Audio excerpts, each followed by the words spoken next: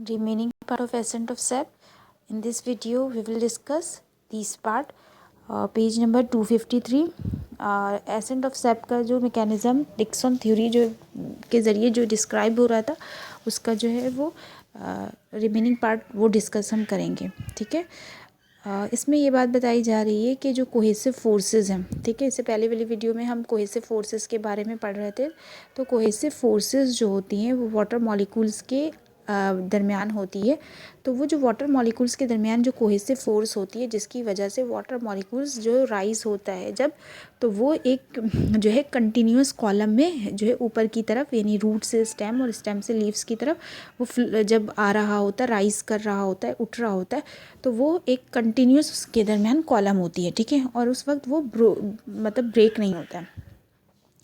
अच्छा, इसके बाद हमें बताया जा रहा है कि जो ट्रांसपायरेशन पुल है, एडिशन और कोहेशन फोर्सेस हैं, ये तीनों फोर्सेस मिलकर एक साथ काम करते हैं और जिसकी वजह से फिर वो एक पावरफुल फोर्स जनरेट हो जाता है और फिर वाटर जो है वो राइज होता है प्लांट की बॉडी से टॉप से लेकर up to the top of the plant, यानी कि वो रूट से लेकर टॉप तक जो है वो राइज होता है। ठीक है, इसके अलावा बताया जा रहा है कि जो डिक्सन्स थ्योरी है वो एक तरह से एसेंट ऑफ सैप के मैकेनिज़्म को अच्छी तरीके से बेस्ट एक्सप्लेनेशन के ज़रिए हमें जो है एसेंट ऑफ सैप के मैकेनिज़्म को अच्छी तरीके से एक्सप्लेन कर रहे हैं। ठीक है, so it is considered as the most successful theory. तो इसको हम एक सक्सेसफुल थ्योरी कंसीडर कर सकते हैं क्योंकि इससे पहली वाली वीडियो में हमने एसेंट ऑफ सैप का जो मैकेनिज़्म देखा था तो उसके साथ एक थ्योरी भी देखी थी और वो थ्योरी कहला रही थी रूट प्रेशर थ्योरी और उसमें कुछ ऑब्जेक्शंस थे तो वो भी हम डिस्कस कर चुके हैं। लेकिन ये जो डिक्सन थ्योरी है ये एसेंट ऑफ सैप के मैकेनिज़्म को जो है बेस्ट एक्सप्लेन कर रहा है, तो इसे हम जो है वो एक सक्सेसफुल थ्योरी भी कह सकते हैं। ठीक है, इसके अलावा बताया जा रहा है कि ये जो एसेंट ऑफ सैप का जो मैकेनिज़्म हो रहा है इसे हम कहते हैं सोलर पावर्ड प्रोसेस। अच्छा, अब हम इसे सोलर पावर्ड प्रोसेस क्यों कहते हैं? सोलर जो है वो सनलाइट को कहते हैं और उसके ज़रिए पावर मिल रही है और वो जो है प्रोसेस हो रहा है।